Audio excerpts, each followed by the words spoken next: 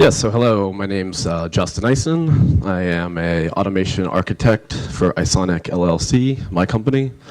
And previous to that, I worked for Microsoft in Berlin, Germany. And prior to that, Sechs Wunderkinder, also in Berlin, Germany, the makers of Wunderlist. So today I'm going to talk to you about automated exploratory testing and trying to automate myself out of a job, almost. It's just there for dramatic effect. So the Agile world moves fast, and it's up to us to keep up.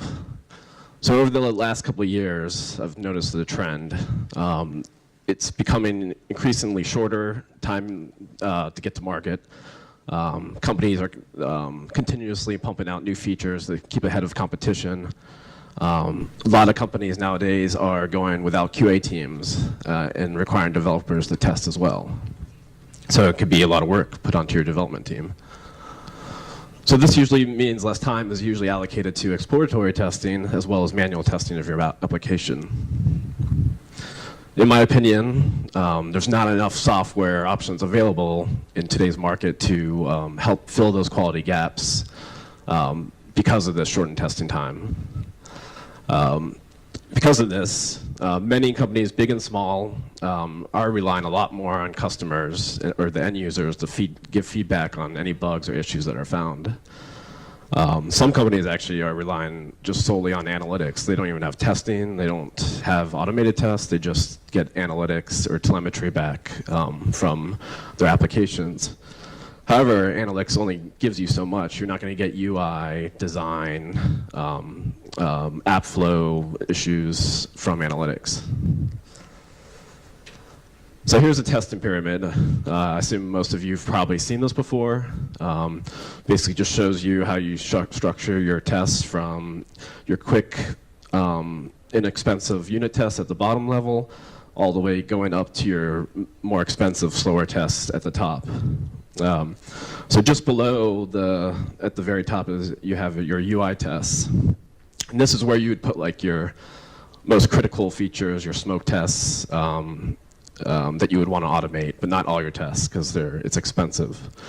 And then just above is your manual exploratory testing part of the pyramid. And this is, however, given that we're in such a rush these days to get everything out to the market as quick as possible, our pyramid is looking a little bit more like this.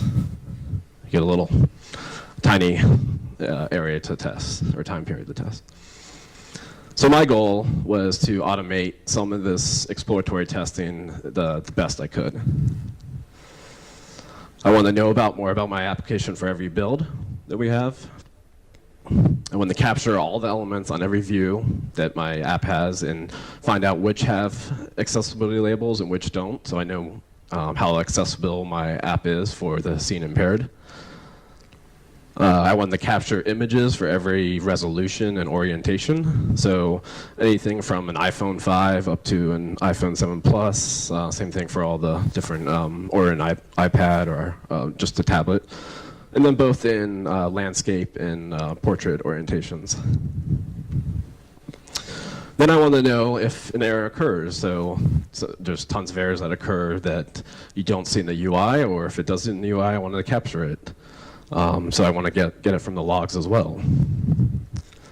Then I want to detect any language or locale issues that occur. So if you have a multi-language app, and you're an English speaker and you move it into, say, Chinese, you want to make sure that there's no English language that appears in the app. But how would you know unless you test it? And then I also additionally want to capture performance data as well as I'm testing my application, which is highly recommended to do. Then I want to generate unique telemetry data. So telemetry is good, but it's not an end-all. You should use it with other sources as well. And when I say unique telemetry data, so if you're relying on your UI automation test to generate your telemetry data, it's going to be consistently the same over and over again. But if you have something that's crawling or randomly generating data in your application, you're going to get unique telemetry data, which will help your analytics team to factor in and make their reports a little bit more robust.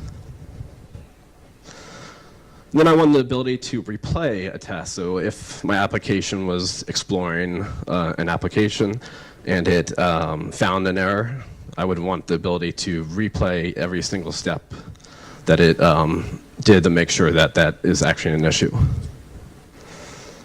And then be cross-platform. So I wanted to write it in one language and be able to run it on both iOS and Android.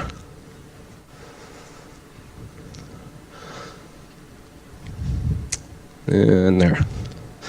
So just adding another layer above our test period now.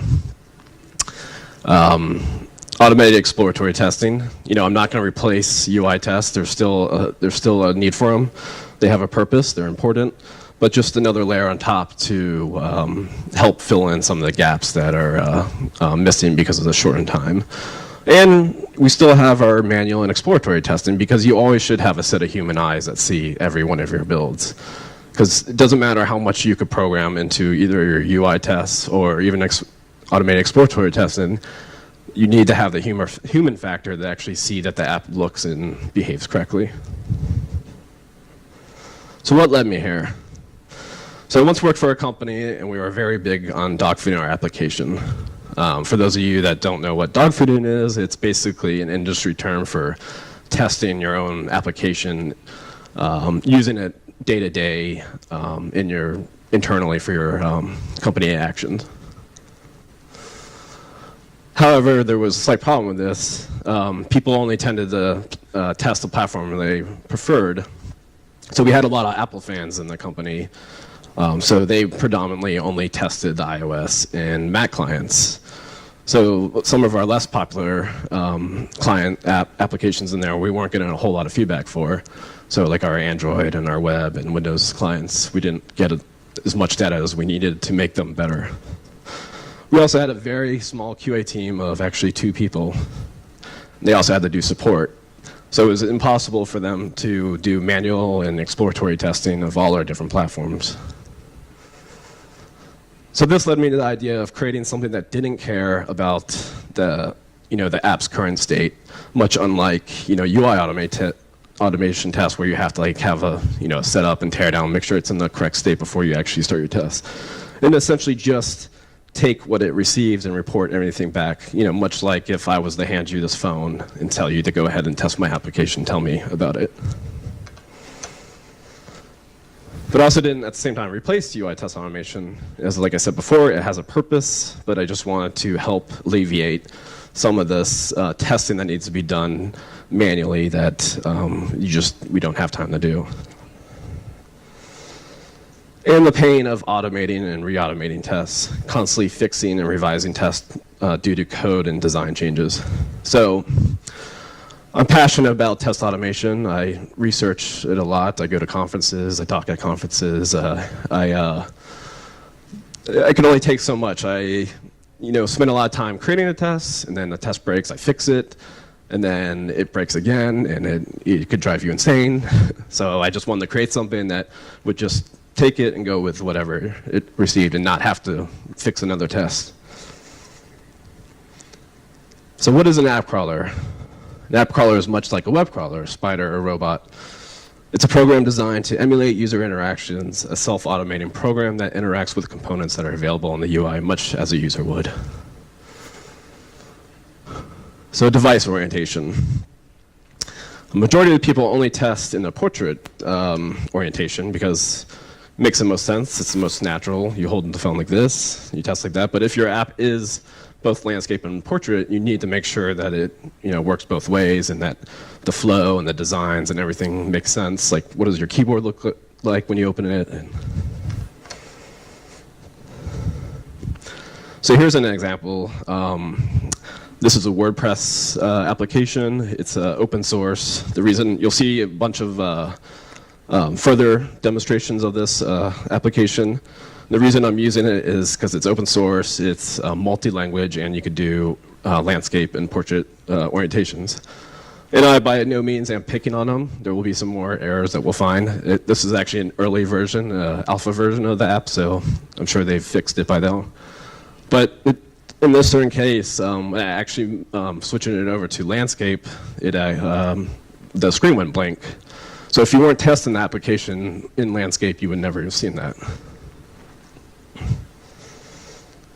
So device resolution. Majority of people only test the devices that are available to them, and that means resolutions of those devices.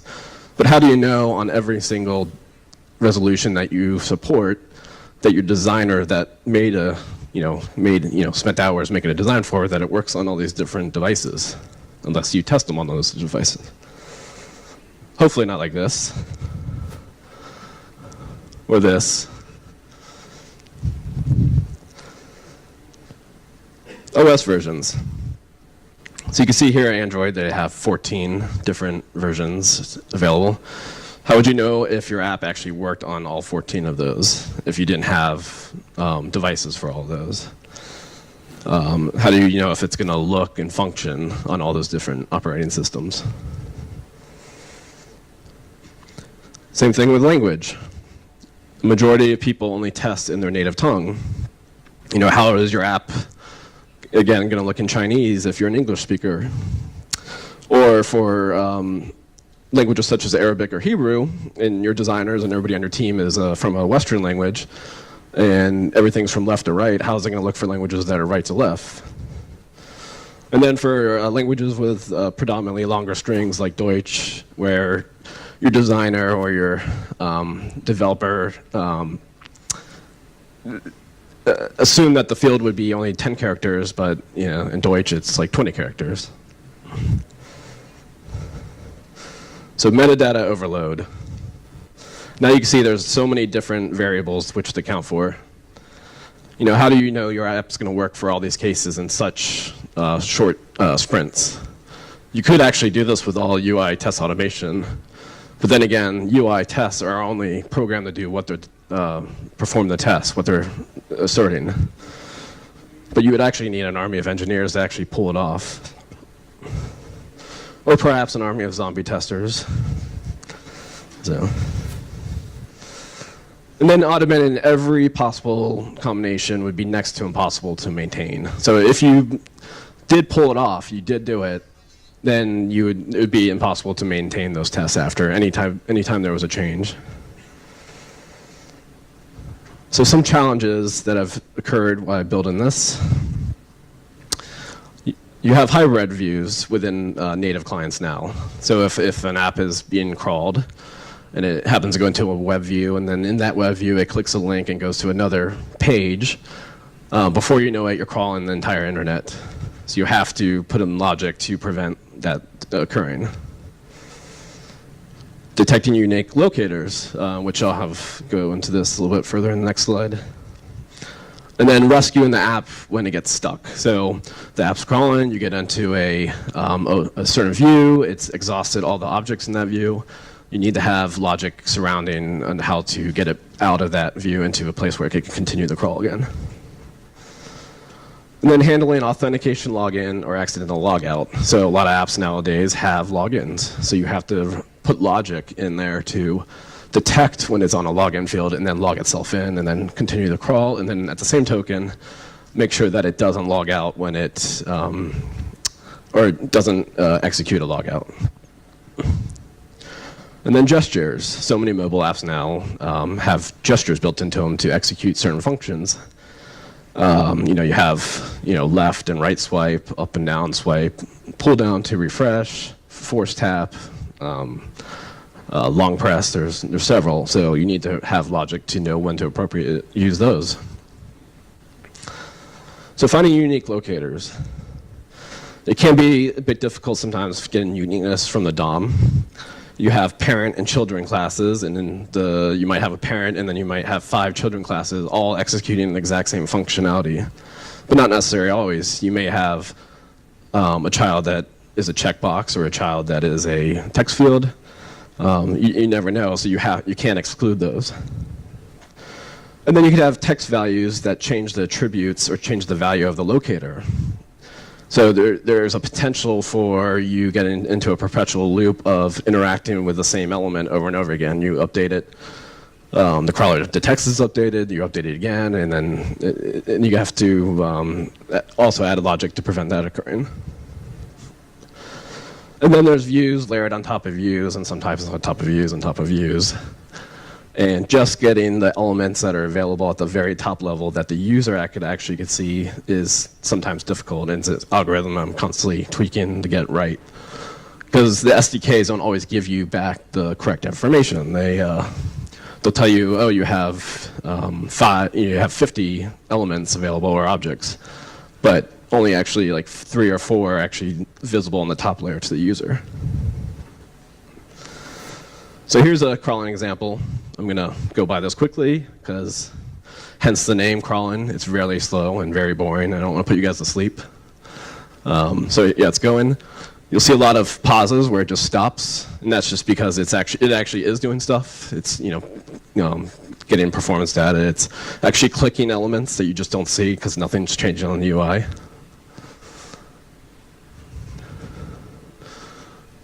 And that's probably enough of that. So say you have this in your CI pipeline, and you're testing against all your different languages that you support, all your different operating systems, and all your different orientations and resolutions.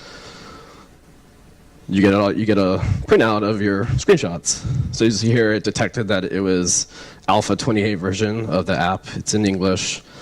We're in landscape at 480 by 800. And this is good because now your designers can actually see what your app looks like in these different orientations, or how it's going to look like when you open the keyboard on landscape, which you got a little sliver of an area to do text. Or at the same time, let's see how it looks like in on a tablet.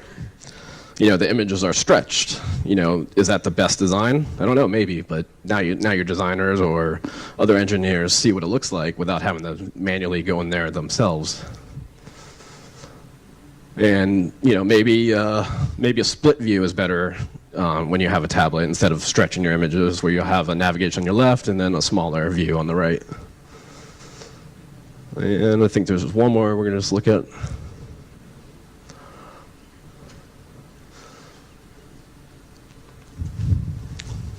Yeah, so how does your app look in Arabic? So if the app was designed for a Western language, where assuming everything is going to be on your left side, left margin, whereas in Arabic it should be on the right side. And you can see here that there are some mistakes where it's not that case, like the one on the bottom, it should probably be on the right.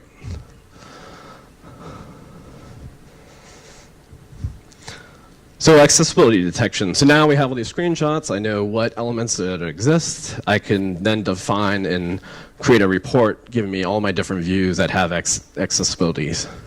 And this is good because now I could raise this question to the developer or product person and be like, do we need to make the app more accessible? The app the screen on the left only has 6. Should it have more? And then in the view on the right, almost every single element has an accessibility label. So performance. So nowadays, it's not enough just to automate your tests anymore to ensure quality and catch regressions. It's imperative to know more about what's happening in your app under the hood. Specifically monitoring performance. Getting the CPU, the memory, even the battery or the network. It's not only important to capture this information, but in storing it for historical lookup, benchmarking, and detecting trends. So if you're storing it on every test, you could eventually put this data into a graph, and you could see if your performance of your app is degrading or if it's improving. So it's definitely important to capture. Even if you're doing it manually or if you're doing it with UI automation, you should always capture performance for your tests. So here's an example test report that I have. Performance report.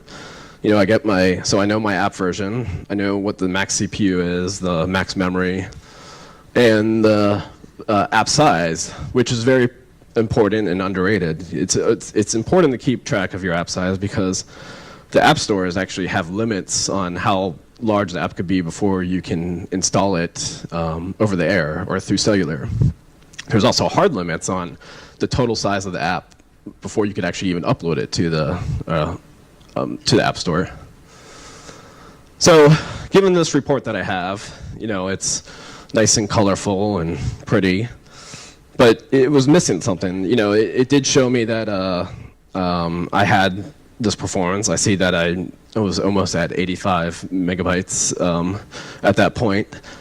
But it didn't really tell me anything, because what was the app doing at that point? So since I have the screenshots, I could match the screenshots of what the app was doing to each data point.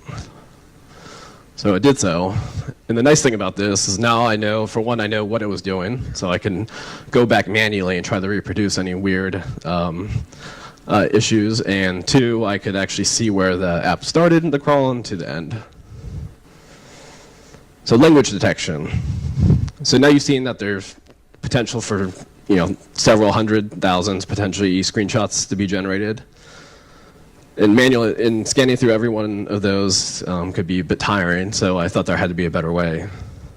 So I dug into learning all the open source translation libraries available out there, and there's tons, and there's some good ones, but none of them actually worked very well. They only worked well when you had 4 more words, but that's not going to work for a mobile application when most words are just one-word titles. So I relented, and I paid for a service like Google Translations, which by far gave the best results back. So here's an example of a report that's generated after. These are the apps in Spanish, and it captured some of these English strings. So unfortunately, our Spanish users wouldn't know that a daily selection of the best content on WordPress is published on that site. Here's another example. You could get false positive too, so the app generates a lot of content as well, and so it picked up some of the content that it generated. So that's just stuff that you have to filter through. So log monitoring.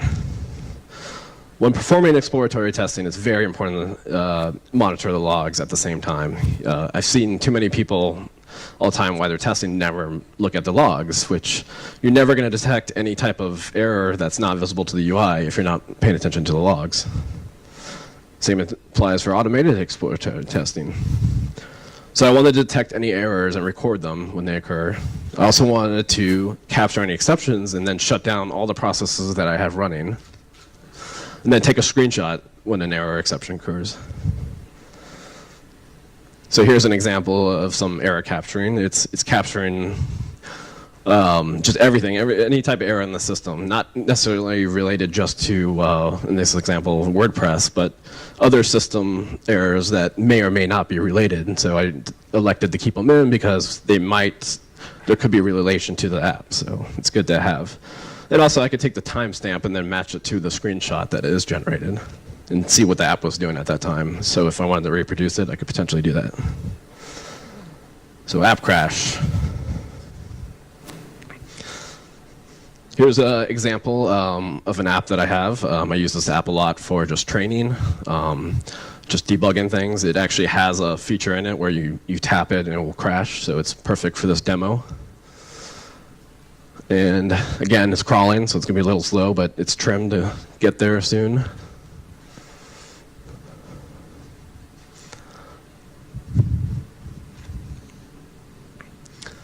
And it should go to the next one and crash. There you go.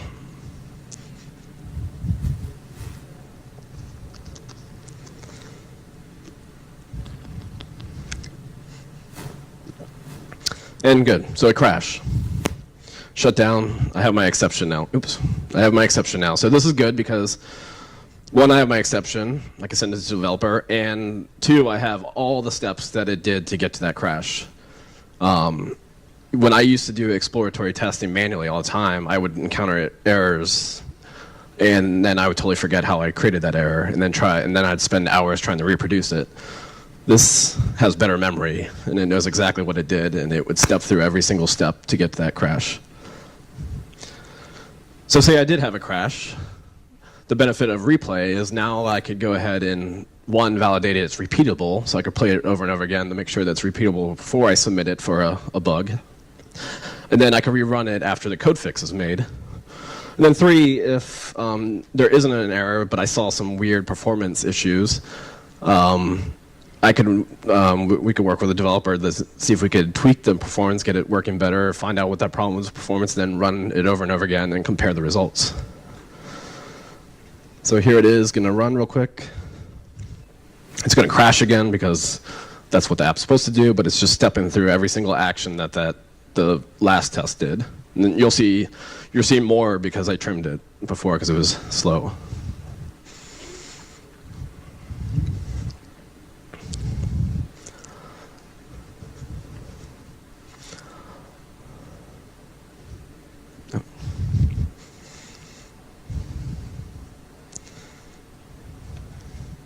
And we crashed.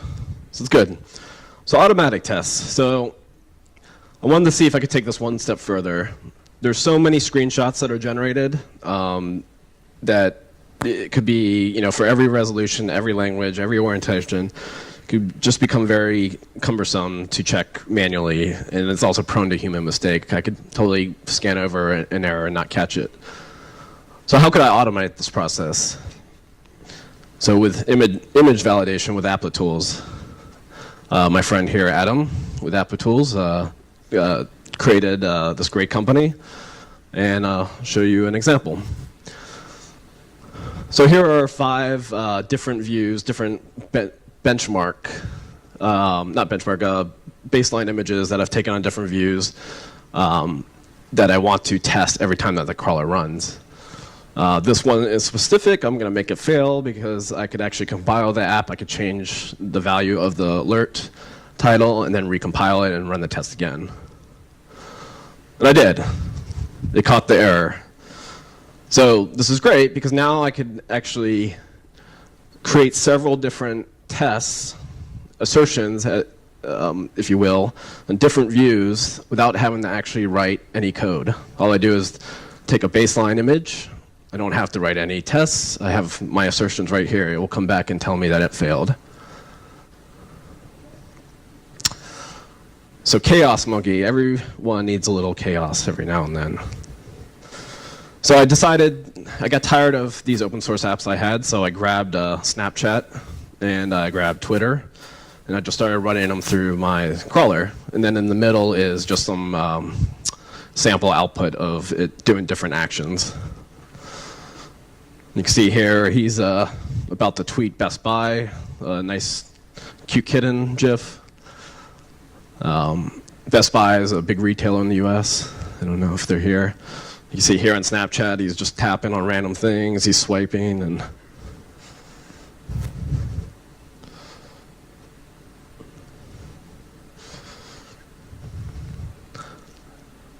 that's probably about enough of that. There's more, but we can go into something else. So this is good because actually doing this, I got Snapchat to crash. And this just reaffirmed my opinion that this is valuable to have as part of your build process pipeline. Had Snapchat had this in their build process, perhaps they would have caught it and not been found by myself. So conclusion. Hopefully I've demonstrated you the value that can be added to adding something like this to part of your build process. There's so many different variables and combinations that need to account for, and how will you know if you're not checking them? But if you have a machine or software to do it for you, it could help you. You're still going to have some manual testing and exploratory testing you have to do, but leverage the technology that's available out there now. And I do believe with the rate of technology changes that app crawling or some form of it, maybe perhaps what Jeremiah is going to demo in a couple, or I think next or after, maybe the future of UI test automation. I just want to say lastly, I do plan on open sourcing this eventually, the crawling engine that I built, and so if anybody's interested in helping out, please feel free to contact me. And thank you.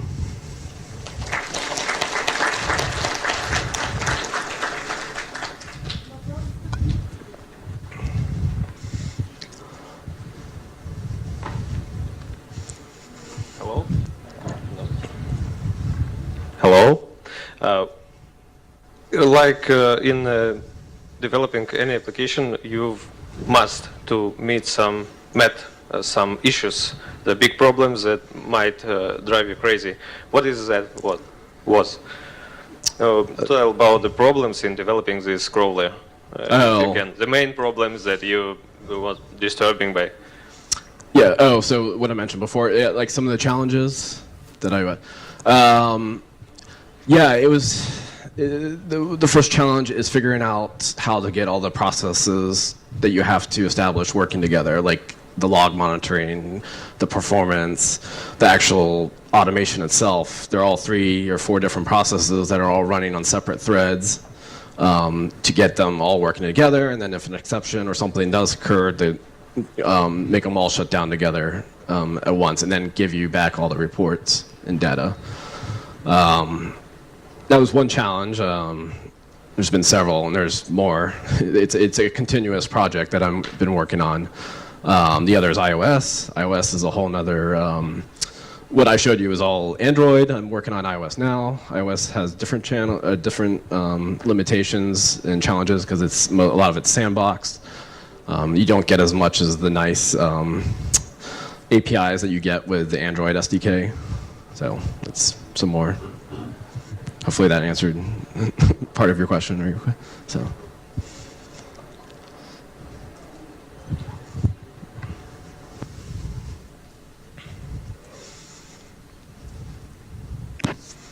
So for now you haven't a stable version of crawler for iOS, as I understand. I'm working on it. Oh, okay. Yeah, yeah, it's in process. So. Yeah.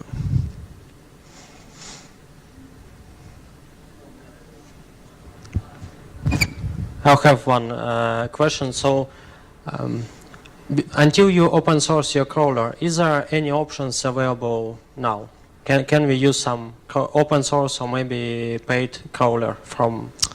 No, not that I know of. There might be. There are some other company, Jeremiah. We were talking about their AppDiff, I think, but they're not public yet, or they're not allowing users to use it yet.